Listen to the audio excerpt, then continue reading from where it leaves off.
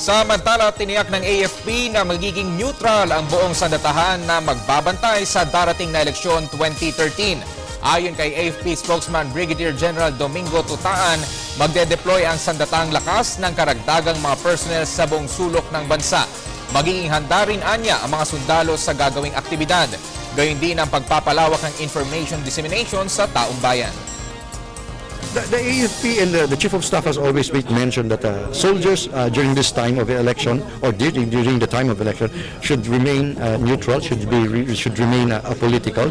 They should not be involved in any partisan politics, but simply involved in the election to ensure that it is safe and free elections that will be conducted on the 13th of May.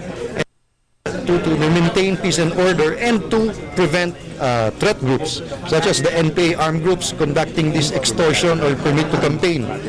You see, election is the right of suffrage of everybody, wherein we elect as a people our officials. The officials on the other hand run for government. It's also a right to run for office, to be able to serve the constituents that they have.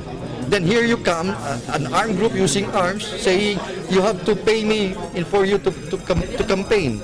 That's a gross violation of rights of individuals, affecting not only the public but also the candidates themselves.